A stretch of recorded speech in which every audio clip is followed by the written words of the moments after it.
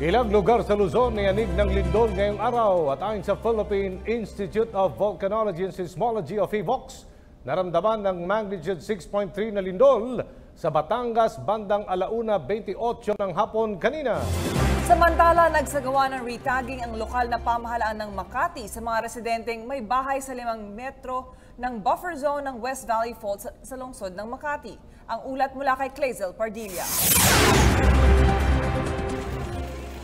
Niyanig ng magnitude 6.3 na lindol ang Nasugbo, Batangas, kabilang ang mga karatig lugar nito, partikular sa Metro Manila, kaninang 1:30 ng tanghali. Ayon sa Philippine Institute of Volcanology and Seismology o PHIVOLCS, kabilang sa mga lugar na nakaramdam ng intensity 4 na lindol ay ang Calapan, Mindoro, Subic, Zambales, Rosario, Cavite, lungsod ng Maynila at Sablayan Occidental, Mindoro. Samantalang intensity 3 naman sa Patero City, Quezon City, Makati City, Malolos, Bulacan, Cainta, Rizal at Calamba, Laguna. Habang intensity 2 naman sa Magalang, Pampanga at Tanawan City, Batangas at intensity 1 sa Talisay, Batangas. Mabilis na nagsibabaan at nagsilabasan ng gusali ng MMDA ang mga empleyado. Gayon rin ang mga residente sa iba't ibang parte ng Maynila matapos maramdaman ang naturang lindol. Lumilindol siya, umuuga. Kumakain po kami. Ngayon, sabi po ng kasama ko, lumilindol ata. Opo, parang paglakad ko, nahihilo-hilo nga po ako.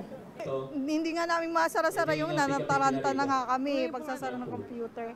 Bumaba kami agad, tapos ginawa namin yung ganun. Medyo pag ganun yung niya, movement niya pagilid na ganyan. Kaya yung kaganyan, yung pagkaganyan, talagang mag-evacuate ka.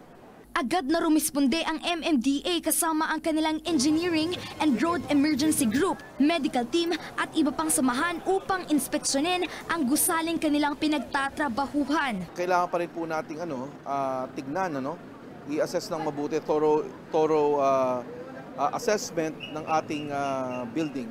Pero so far, yung initial, suitable naman para to go back.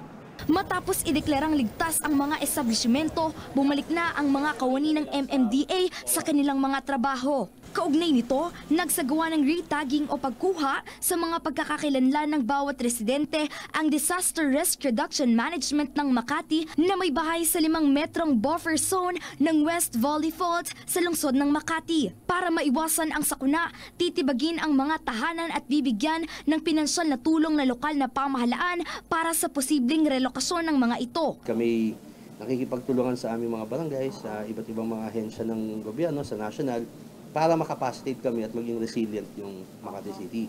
Dahil sa mga ganitong sakuna, patuloy ang paghahanda ng bawat lungsod sakaling mangyari nga ang The Big One. Nananawagan rin sila na mag-ingat at maging alerto ang mga mamamayan. Clazel Pardilla para sa Bayan.